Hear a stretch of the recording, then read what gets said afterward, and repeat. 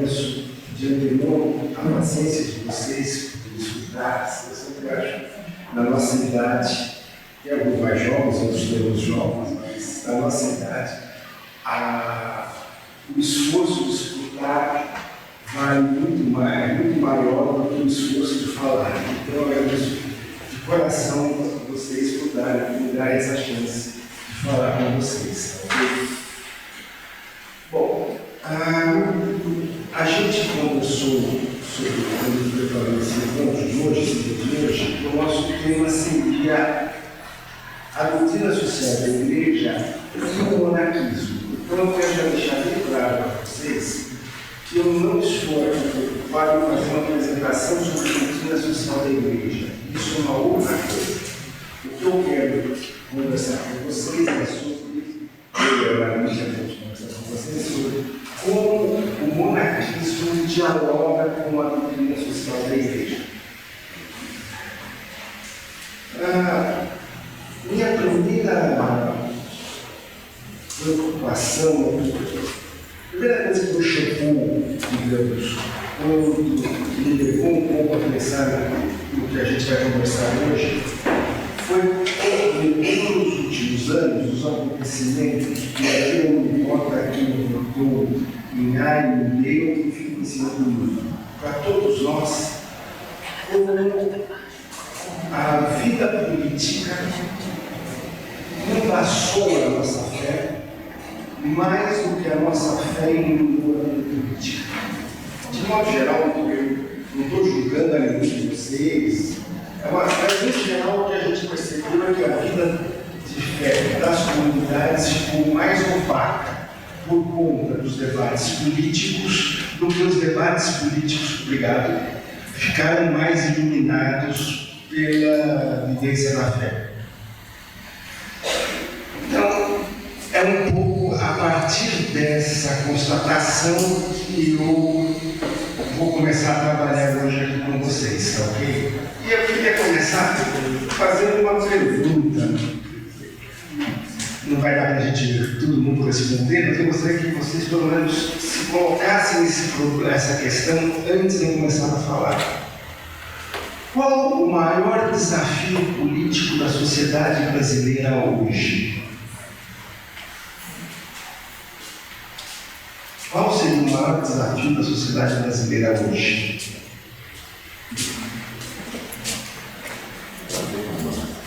Alguns de vocês poderiam arriscar uma resposta? Gostaria de arriscar uma resposta? Combater a corrupção. Educação. Polarização. Mais alguma? Eu acho que o mais importante é uma séria distribuição de renda, que compara os grupos diferentes com fidelidade. Justiça social.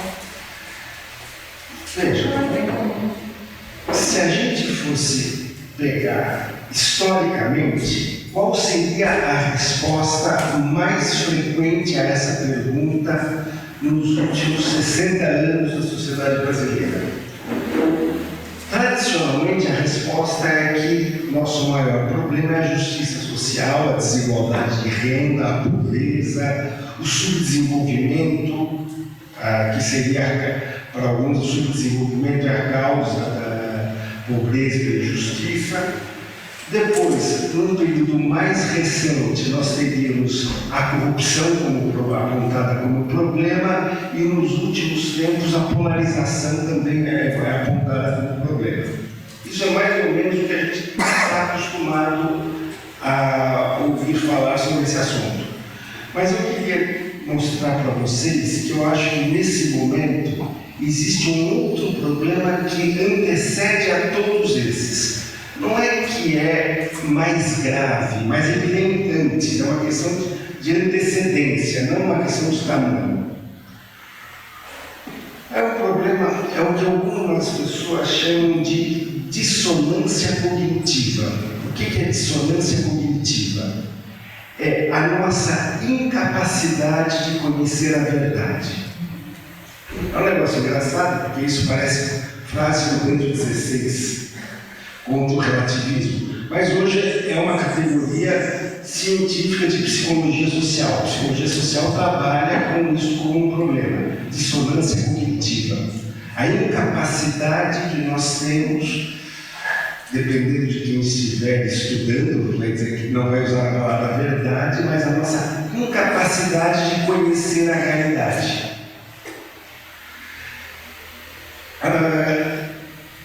Todos nós estamos preocupados, de certa forma, em conhecer a verdade, saber o que está acontecendo. Ninguém quer ser enganado.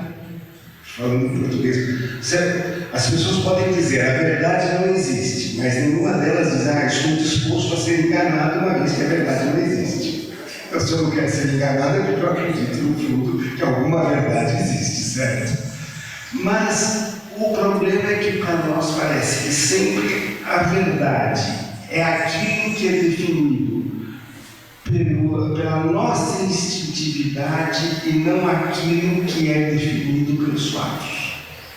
Vou dar um exemplo da vida pessoal minha, mas eu acho que muitos de vocês vão se identificar em histórias semelhantes. Minha avó nasceu, foi criada na fazenda, sabia ler, escrever, lia tudo, mas era uma senhora do início do século passado no interior do Brasil. Ela acreditava que a Lua era apenas uma imagem do céu. A Lua não tinha ré, era uma luz do céu apenas. Ela ficou chocadíssima quando ela viu imagens do homem descendo na Lua. Como? Se é uma imagem, como é que eles podem pisar numa imagem? Então, tudo aquilo que eu pensei sobre a Lua durante a minha vida inteira, eu já estava com 70 anos, tudo aquilo foi mentira. Foi mentira. Ela aceitou que aquelas imagens que ela estava vendo, que o mundo inteiro estava acreditando, era verdade. Ela que estava enganada. Hoje em dia, você pega, por exemplo, o terraplanismo.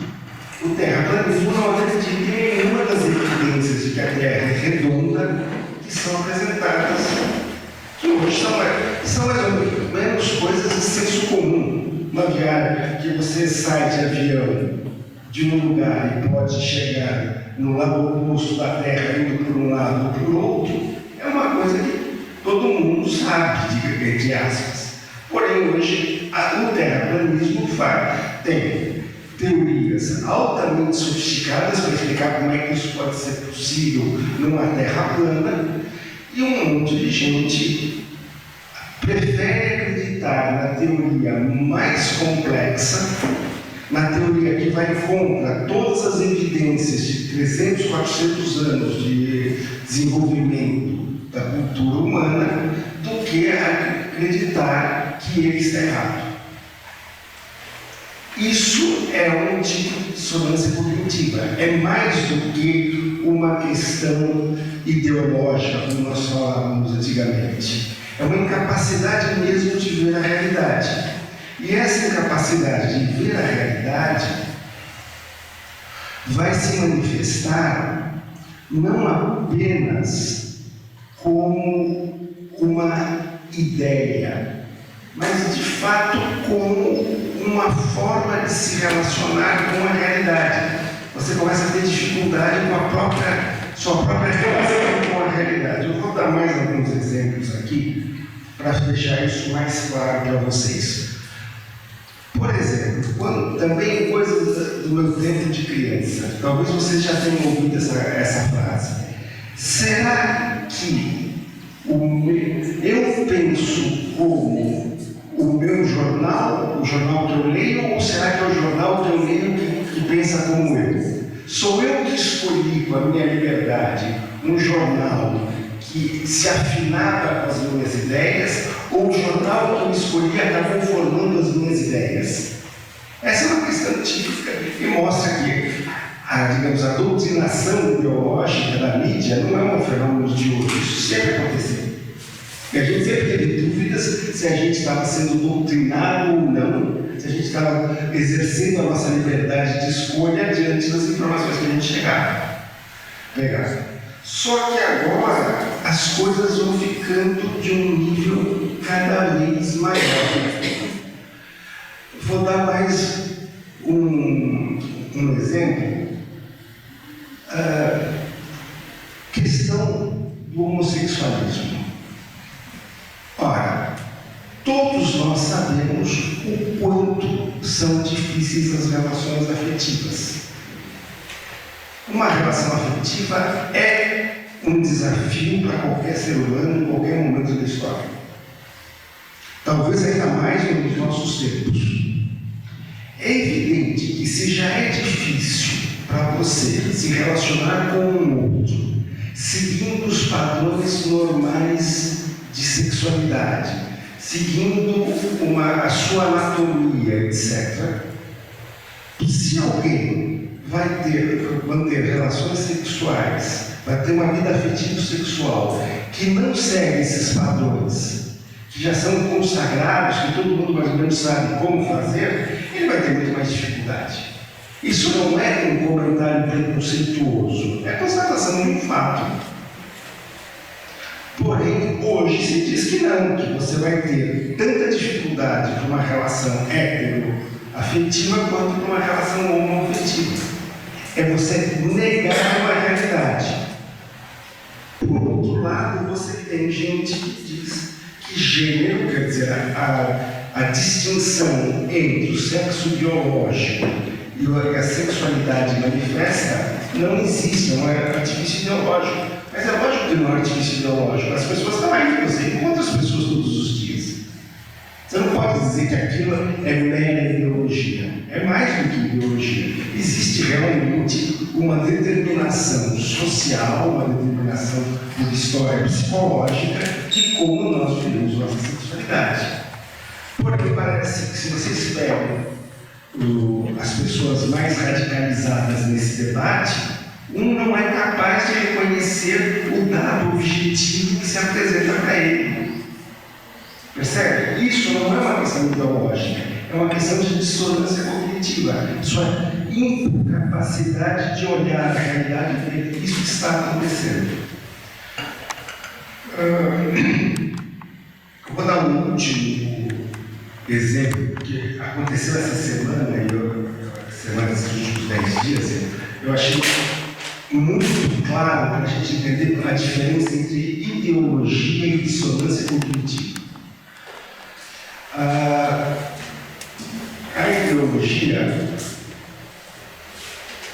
A ideologia significa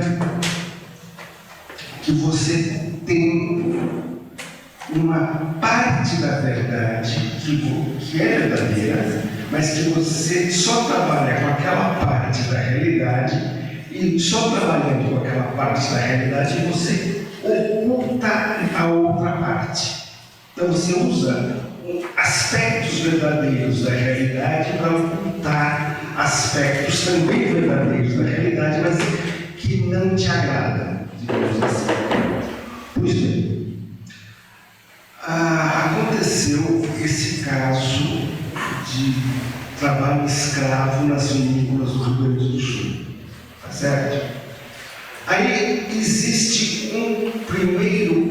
uma primeira reação que é tipicamente ideológica.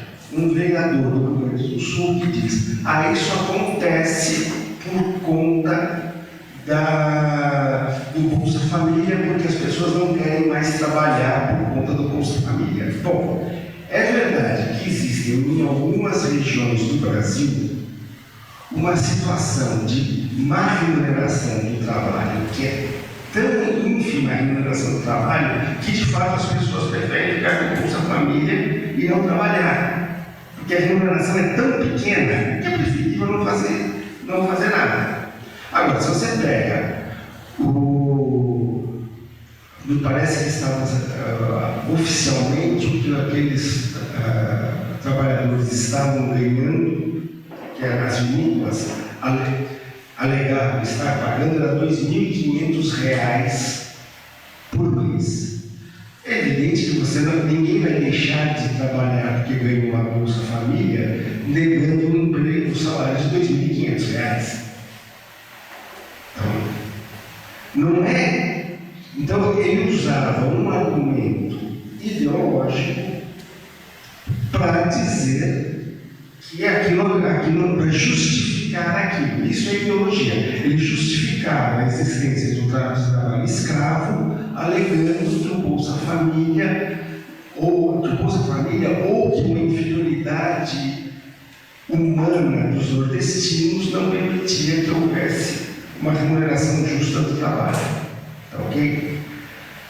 Isso é uma justificativa ideológica. Agora, depois me mandaram um vídeo, uma senhora gaúcha dizendo: estão atacando as vinícolas do Rio Grande do Sul. Isso é mentira. Isso não aconteceu. Ou seja, você tem uma coisa aqui, uma denúncia a crime. Você tem a imprensa mostrando fisicamente as pessoas, mostrando os locais, mostrando os sinais, e a pessoa diz: não, isso tudo é uma armação gigantesca que foi feita contra as vinícolas gaúchas, para prejudicar as vinícolas gaúchas. Isso é dissonância cognitiva. Você deixa simplesmente de acreditar na realidade para acreditar numa outra coisa que te parece mais interessante. Agora, o grande drama da dissonância cognitiva é que você chega num ponto onde você tem uma polarização como a nossa hoje, que não dá mais para distinguir o que é dissonância cognitiva e o que não é dissonância cognitiva. Por exemplo, num determinado momento da pandemia, o que era dissonância cognitiva? Você acreditar no tratamento precoce ou você não acreditar no tratamento precoce?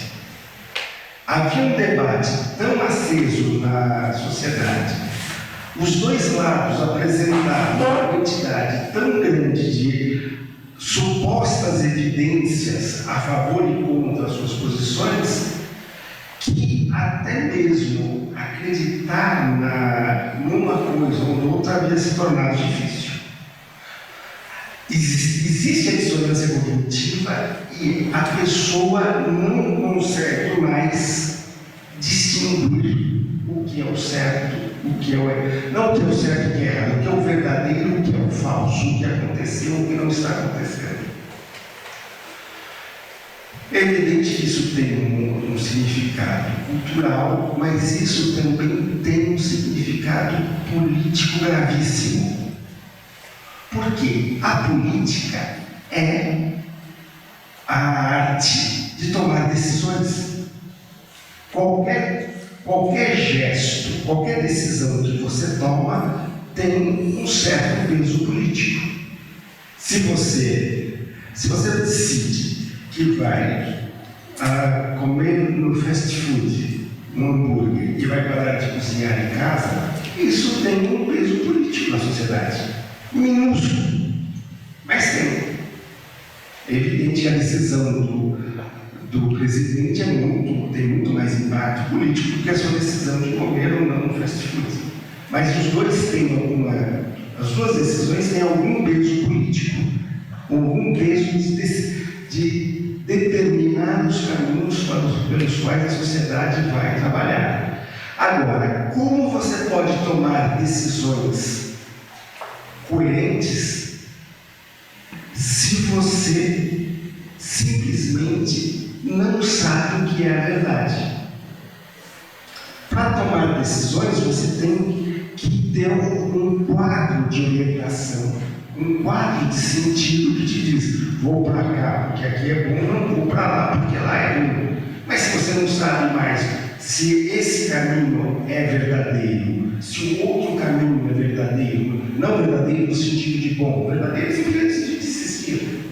Você não sabe se você vai seguir esse caminho e de repente você vai descobrir que tem um barranco porque era notícia falsa. Se você vai seguir o outro caminho, vai encontrar o barranco, o outro caminho é notícia falsa. Como é que você vai se decidir? Como é que você vai evitar o problema de você ser manipulado por outros? Porque um dos nossos maiores medos na sociedade atual é a manipulação. Se vocês perceberem, nós importamos uma coisa, não é que não existia como dado de fato da realidade, mas passou a existir como dado cultural, como mentalidade, visão de mundo nossa. Nós importamos uma paranoia norte-americana, que é o de sermos manipulados por forças ocultas. Se vocês pegarem essas séries de espionagem política norte-americana, essas coisas, sempre tem uma conspiração oculta, uma sociedade secreta que domina a CIA, que manda no FBI, que é mais poderosa do que o exército, etc. Em todas as sociedades existem forças ocultas que são maiores do que as forças reconhecidas do Estado. Porém, é uma coisa típica da sociedade norte-americana esse medo dessa manipulação do Estado, da sociedade pelas forças ocultas. E nós importamos esse medo hoje. Nós não tínhamos, há 50 anos atrás, esse mesmo tipo de medo. A gente tinha medo da força objetiva do Estado, não da força oculta que estava por trás do Estado. Agora a gente tem muito mais medo da força oculta do que da força real do Estado. Mas então nós temos esse medo dessa manipulação e vejam, o medo quando se torna paranoia é péssimo. O medo quando gera prudência é sábio. Não é que a gente não tem que ter medo de ser manipulado. A única coisa é que nós chegamos num ponto que muitas vezes nós não conseguimos mais nos colocar diante da sociedade, diante da realidade, por esse medo de que seja manipulação. Como é que a gente chegou nessa situação? Nós chegamos nessa situação, em primeiro lugar, por um processo histórico.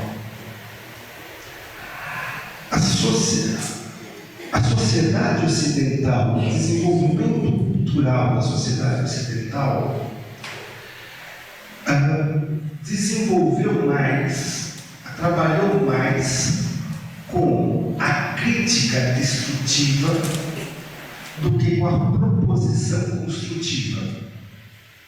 Se nós pegarmos os grandes pensadores que a gente normalmente elogia, na grande maioria deles, eles estavam preocupados em criticar a sociedade, em denunciar os erros, as falsas concepções, e menos preocupados em fazer de fato propostas de construção do novo.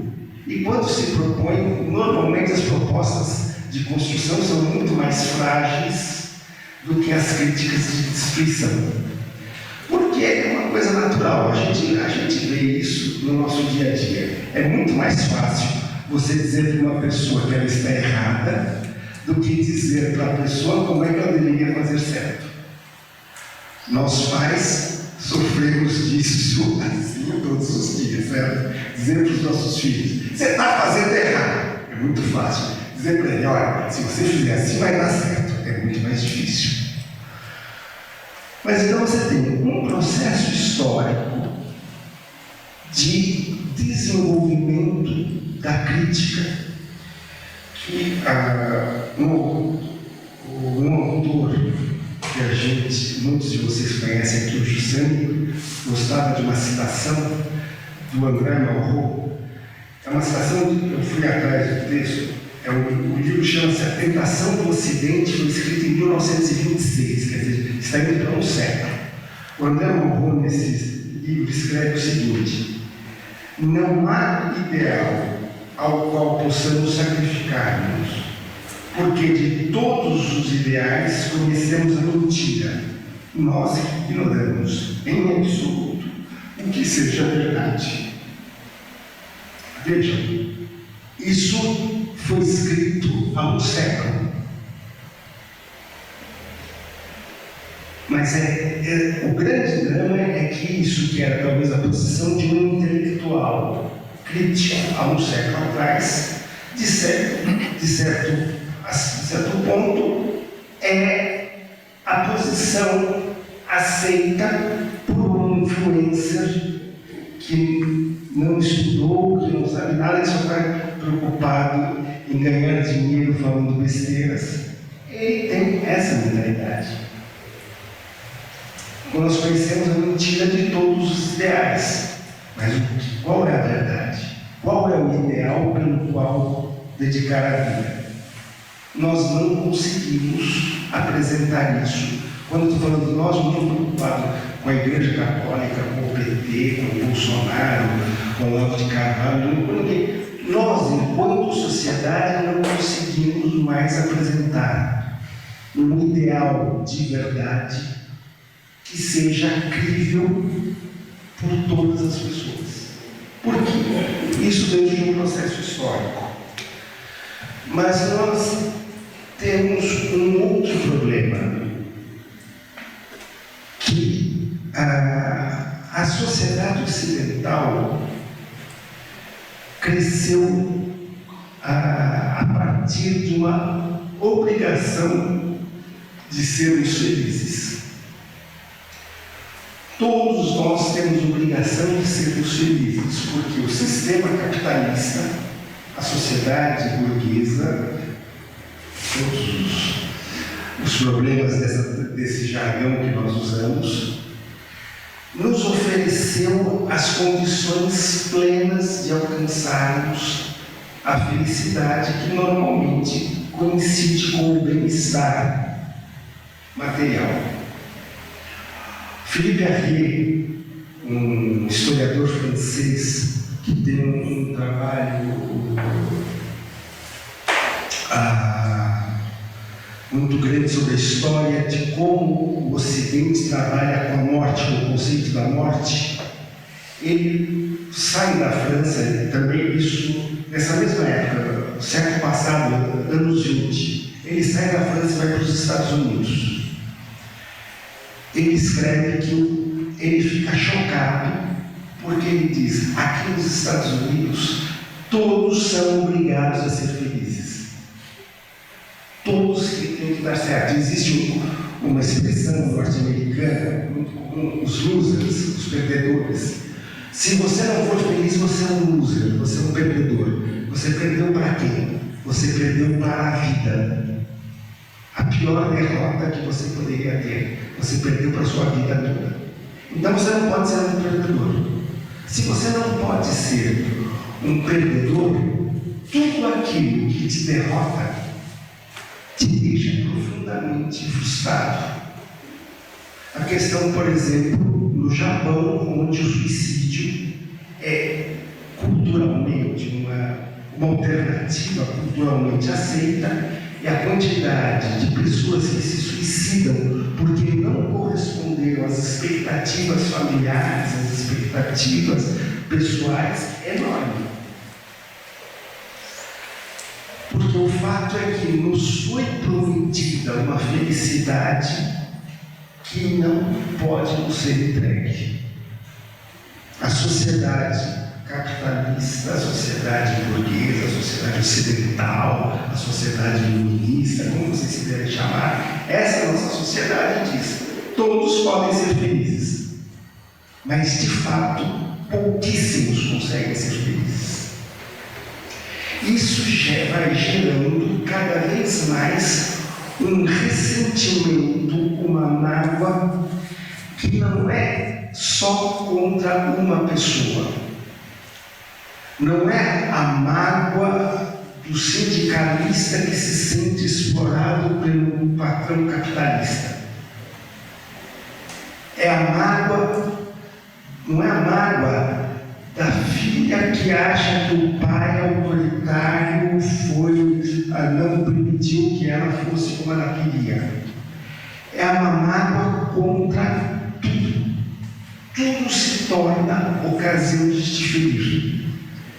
E essa mágoa, esse ressentimento vai criando uma sociedade cada vez mais exaltada. Exaltada no sentido de quando você vê o cara que está brigando e você fala para ele, não se exalta, fica calmo, sabe? A nossa sociedade é exaltada, tanto no sentido de se sentir enraivecida com as coisas. Então, o fulano que está enraivecido no trânsito, que está enraivecido no ônibus lotado. A pessoa é exaltada porque tem que ouvir uma música frenética, que os mais velhos se sentem cansados quando ouvem aquela música, mas o jovem, ele quer ouvir aquela música porque aquele é o ritmo que está batendo dentro da cabeça dele o tempo todo. O ritmo que nós ouvimos é o ritmo da nossa cabeça. Se a nossa cabeça está calma, a gente procura ritmos calmos. Se a nossa cabeça está batendo o tempo todo, você procura um ritmo que bata o tempo todo. Como é a sua cabeça? Então, o que acontece num certo momento? Num certo momento, a sociedade, toda ela vai sendo determinada por esse ritmo frenético, por essa exaltação, esse ritmo exaltado, e um ressentimento difuso começa a se espalhar. Um dos grandes fracassos da teoria sociológica, a maioria dos últimos anos, vocês talvez já tenham ouvido falar isso, nas análises do trumpismo, como é que o Trump venceu as eleições. A região industrial do centro dos Estados Unidos, que teve a crise econômica e por isso a classe média norte-americana da região central começou a ter perda de poder aquisitivo. Então, o ressentimento seria daqueles trabalhadores que tiveram perda de poder aquisitivo. Isso é um fator, sem dúvida, mas se nós pensarmos na nossa sociedade, é uma coisa muito mais ampla do que isso, percebe? Há alguns anos, sempre foi uma experiência muito interessante para mim, eu participei de um debate sobre aborto organizado pelos coletivos feministas da PUC. No auditório, umas 200 pessoas, 70%, 80% delas meninas, estudantes universitárias, alunas, recém-formadas, assim. Chegou no ponto da hora das perguntas que para mim é incrível como a argumentação havia perdido totalmente qualquer vinculação racional com a questão do aborto. O que eu tinha diante de mim era uma multidão de meninas feridas por homens. De que jeito os homens haviam ferido aquelas meninas, eu não sei. Era evidente que haviam sido feridas pelos pais, pelos namorados, pelos maridos, porém eram pessoas feridas. E um nível de ferimento determinava a reação delas a tudo. E aí o que acontece então? Nós vivemos na sociedade chamada sociedade do espetáculo. Uma sociedade determinada pela aparência e pela capacidade que nós temos, que a sociedade tem, de se apresentar como espetáculo. Tá certo? Não preciso entrar muito nisso. É só a gente ver como os jornais transformam uma chacina num espetáculo visual. Você pode achar horrível, um espetáculo visual horrível, mas é um espetáculo visual a própria chacina. Nessa sociedade, o que caracteriza o espetáculo? O espetáculo é uma manifestação de formas, sons, destinado a trabalhar com o seu emocional. Todo espetáculo, se você vê um espetáculo e não se sente de alguma forma envolvido emocionalmente com eles não têm um bom espetáculo. A sociedade do espetáculo é a sociedade onde as pessoas sabem de forma mais eficiente trabalhar com o seu emocional. E nesse sentido, essa é uma sociedade onde a raiva, a frustração, a mágoa são canalizadas tecnicamente por pessoas que sabem transformar isso numa posição político-ideológica.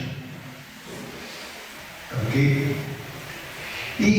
Para fazer isso, a raiva tem que se sobrepor ao seu discernimento sobre a realidade. Você tem que olhar a realidade com os olhos da raiva, com os olhos do medo, com os olhos da insegurança. Quando você olha dessa forma, você é muito mais facilmente manipulável. E as pessoas descobriram uma coisa curiosa. O jeito mais fácil que você tem de manipular uma pessoa é dizer para ela: tome cuidado para não ser manipulado. Se você diz, eu acho incrível alguns influencers que se tornam famosos denunciando a manipulação ideológica de outros. Só que ao denunciar a manipulação ideológica de outros, eles fazem exatamente a manipulação ideológica que eles estão denunciando. Eu me lembro de vocês talvez até vão reconhecer a pessoa, mas de um influenciador muito conhecido, intelectual, influenciador muito conhecido, de direita, que ele dizia: eu acho incrível essa esquerda que se reúne em festas tomando champanhe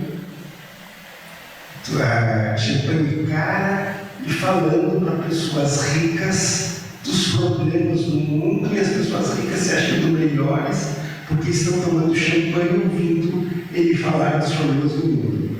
E ele fazia isso tomando champanhe paga por uma pessoa rica. Ou seja, ele fazia exatamente ele, de certa forma, ridicularizava o interlocutor dele, dizendo para o interlocutor dele: os outros fazem isso, eu estou fazendo com vocês, viu? Mas os outros são bobos, você é inteligente porque você está me ouvindo enquanto eu estou denunciando os outros, fazendo exatamente o que os outros fazem. Então você cria essa sociedade onde o ressentimento, a raiva vai se tornando cada vez mais uma denúncia, e você constrói aquilo, o influenciador constrói aquilo que nós chamamos, tecnicamente hoje em dia, a expressão dos norte-americanos, espantalhos ideológicos. Eu acho que para a nossa cultura brasileira seria melhor chamar de Judas ideológico, por causa daquele bonequinho do Judas que as crianças batiam na Páscoa. Porque o que é esse Judas, esse espantalho ideológico? Existe o problema, existe o adversário, digamos. Mas em vez de você se contrapor ao adversário real, você constrói uma imagem daquele adversário real que você consegue, que é aquilo que você construiu. Então, esse adversário construído sempre tem argumentos ridículos, nunca fala a verdade, é facilmente destruído por você. Você mostra para os seus seguidores como o adversário é terrível, é destruidor,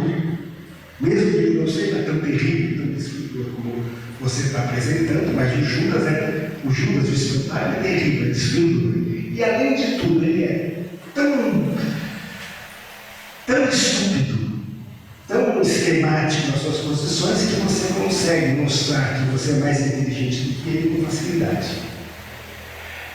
Não estou dizendo que são coisas que não existem, tá, gente? Essas coisas existem, só que não do jeito que nós apresentamos. Eu vou dar 2 exemplos para vocês de 2 espantalhos ideológicos muito conhecidos, um da esquerda e outro da direita, para não dizer que eu estou puxando sardinha para um lado ou para o outro, os 2 lados sem problema. Mas vejam, o primeiro grande espantalho ideológico que virou famoso aqui no Brasil nesse século foi o tal do neoliberalismo. Não é que não existe uma corrente de pensamento econômica chamada neoliberalismo. Só que a esquerda brasileira, nos primeiros 20 anos desse século, chamou de neoliberalismo absolutamente tudo aquilo que mostrava algum erro de condução econômica da esquerda. A esquerda conduziu uma política econômica errada e é criticada. Foram os neoliberais que me criticaram. Não leve a sério essa crítica, porque é coisa de neoliberais. Então, problemas, por exemplo, como crise fiscal, não era mais um problema a ser enfrentado, porque era uma criação dos neoliberais. Não era uma criação dos neoliberais. Não era. A crise fiscal não foi criada pela ideologia neoliberal, é uma coisa que existe de fato, mas você transforma a crítica neoliberal no espantalho e diz: olha, esqueça, olha como as ideias deles são ridículas, porque você não está trabalhando com um pensamento econômico sério, mas com um fantasma econômico que você criou. Agora, mudando de lado, um outro fantasma ideológico, marxismo cultural. Se vocês pegarem o marxismo cultural é estruturalmente impossível. Porque para o Marx a cultura é sempre superestrutura. Nunca a cultura é central. Mas existe uma esquerda culturalista hoje? Existe. Essa esquerda culturalista é profundamente anticristã? É profundamente anticristã. Não estou negando essas coisas. Só que o que acontece é o seguinte: ela não é marxista nem é comunista. É uma outra geração de pensamento de esquerda, muito mais sofisticada, muito mais complicada de ser enfrentada. Mas a gente tem os fantasmas do comunismo, das ditaduras comunistas do século passado, etc. Então é muito mais fácil você dizer que eles são comunistas do que dizer que eles são uma nova geração de esquerda que exige uma reflexão mais sofisticada da sua parte. Então você chama eles de comunistas e acha que resolveu o problema. Não resolve-se. Quem está na universidade trabalhando com jovens sabe que, ao contrário, a esquerda se fortaleceu nos últimos anos entre os jovens. Porque os questionamentos que eram apresentados, os discursos que eram apresentados, não são os discursos clássicos do comunismo, do marxismo do século passado, e às vezes a gente não está preparado para enfrentar. Então, esse problema da construção do espantalho ideológico, é a manipulação das nossas raivas, das nossas mágoas, dos nossos ressentimentos, cria o nosso maior problema político, porque a gente não consegue mais ter uma conduta política adequada. Caindo no território católico, o que diria a doutrina social da Igreja de modo geral? Tá ok? A doutrina social da Igreja de modo geral diz que você tem que combater a pobreza, que você tem que dar justiça social para todos, e diz que você deve ter um comportamento ético que seja condizente com a natureza humana. Tá ok? É impossível hoje, ou quase impossível, você conseguir um discurso abrangente, integrado, trabalhando com essas duas coisas, porque parece que justiça social é coisa da esquerda e combate à ideologia de gênero, defesa da família, para lá é coisa de direita. Trabalhar com as duas coisas juntas se tornou praticamente impossível. Porque você não consegue mais ter uma visão de realidade ampla, global e que enfrente a realidade tal qual ela é. Pois bem,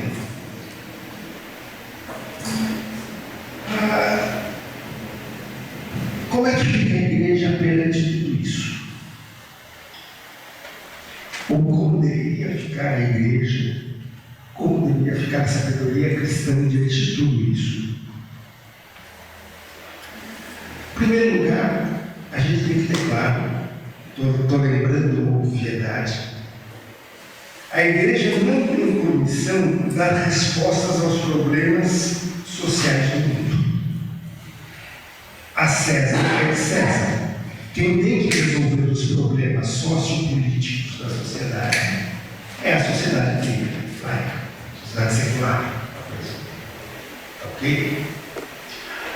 Agora, a igreja se arroga o direito e a obrigação de ajudar todos, não só os fiéis cristãos, mas todos os seres humanos, a terem uma posição humana, ética, que ajude a resolver esses problemas. A igreja não vai dizer como resolver, mas vai ajudar você a ter uma posição que te permita resolver de forma mais justa esses problemas. Pois bem, nesse momento, o maior desafio dos cristãos e da igreja, isso que eu estou querendo defender com vocês nesse momento, é nos ajudar a viver a serenidade cristã. Ter o nosso coração apaziguado. Quantos de nós poderiam dizer que nas eleições do ano passado estavam com o coração apaziguado? Apaziguado porque sabiam o que estavam fazendo ao votar. Não estavam naquela coisa, será que eu vou fazer uma besteira? Votando nesse candidato? Será que eu teria que votar no outro? Ou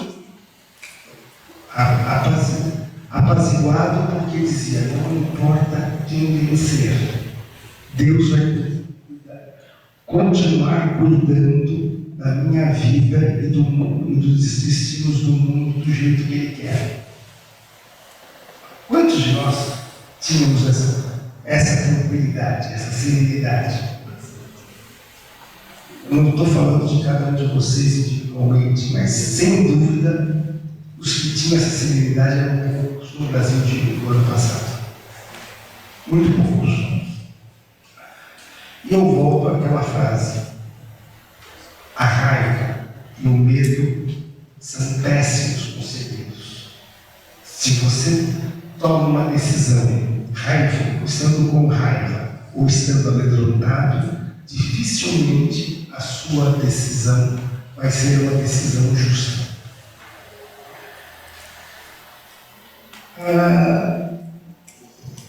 E aí, o nosso primeiro problema é adquirir essa tranquilidade, essa serenidade. Mas mesmo dentro da igreja, isso é complicado. Por que isso é complicado? complicado dentro da igreja. Se nós pegarmos o nosso...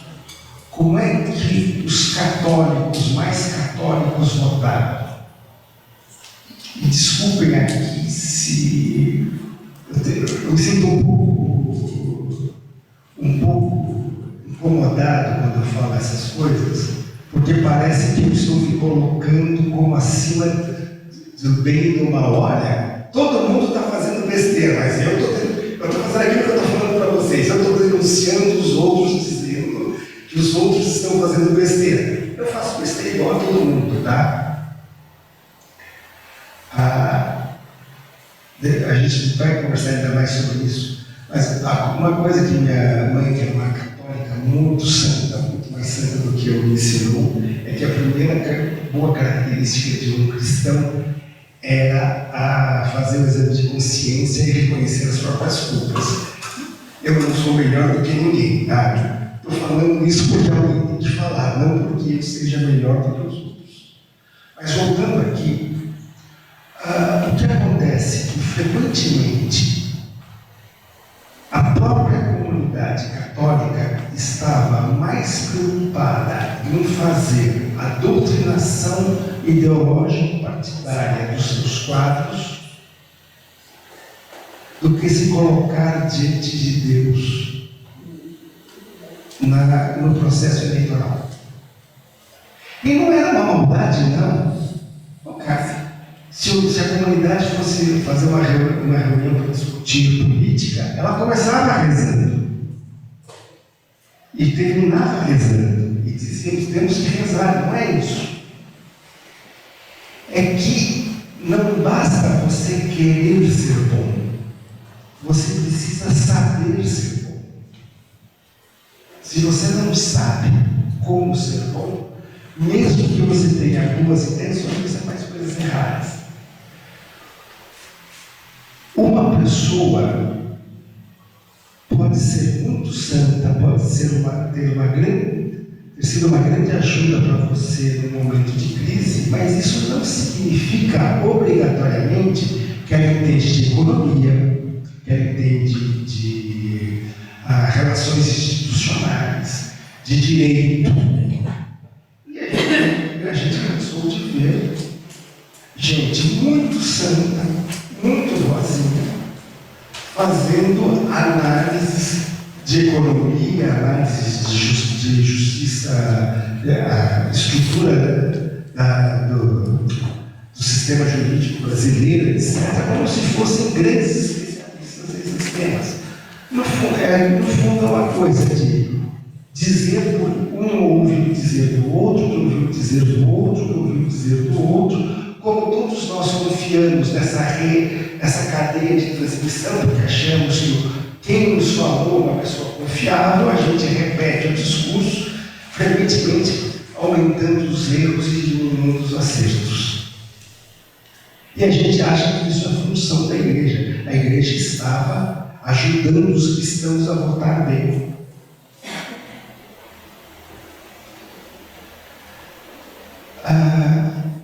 E aí eu entro, e tudo isso eu falei até agora para apresentar o dia de hoje, de certa forma.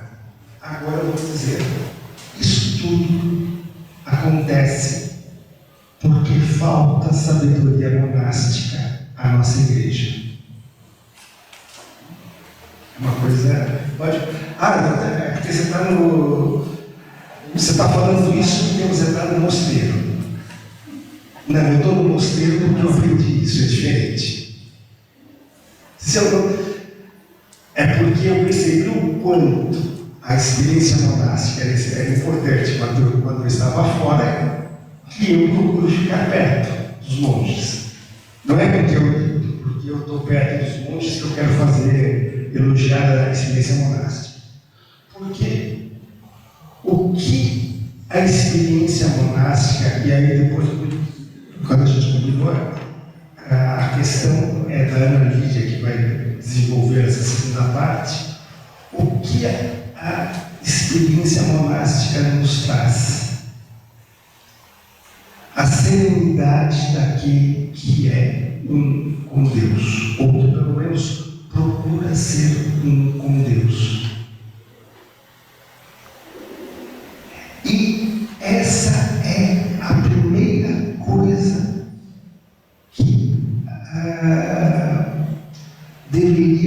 evitar qualquer trabalho social, político, cultural dos cristãos.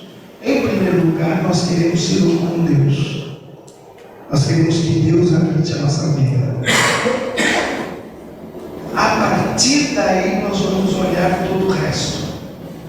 Mas se faltar esse primeiro passo, todo o resto fica sem critério. Você perde o critério para julgar todo o resto. Então você começa a ter essa situação que os católicos, querendo ajudar uns aos outros a enfrentar as ideologias, se tornam grandes ideologizadores. Porque isso é uma coisa que a gente tem que perceber. Eu acho esse é um problema muito sério entre nós. Os católicos aprenderam que a doutrina social da igreja não é uma ideologia. Todo mundo já ouviu isso, né? E de fato a doutrina social da igreja não é uma ideologia, inclusive tecnicamente, se você pegar o conceito técnico de ideologia, etc., ela não é uma ideologia, é uma doutrina. Doutrinas e ideologias são coisas diferentes, mesmo para o mundo laico. Agora, o fato da doutrina social da igreja não ser uma ideologia não significa que nós não somos ideológicos.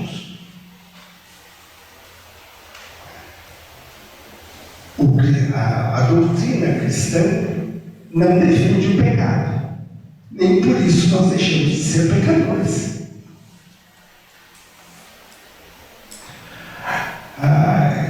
Eu brinco que a ideologia é o pecado original da consciência. Nós temos vários pecados. O pecado original se manifesta de várias formas nas nossas consciências como ideologia. Todos nós somos ideológicos, gostemos ou não do fato.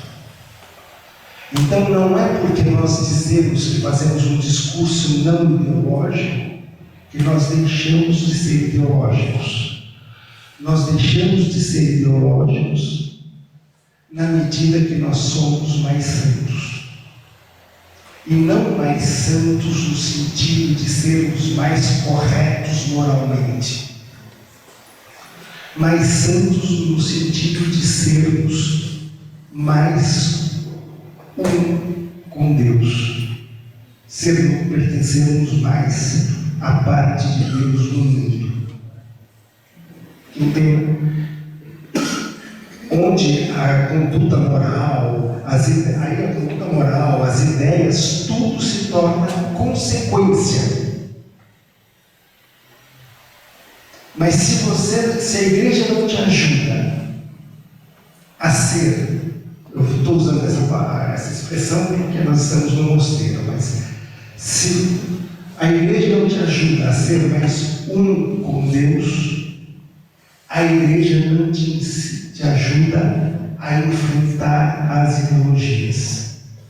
Se a igreja não te ajuda a ser mais um com Deus, a igreja não te dá critérios para enfrentar a sociedade do ressentimento, da raiva, da destruição do outro, e não te ajuda a construir uma postura mais propositiva no mundo.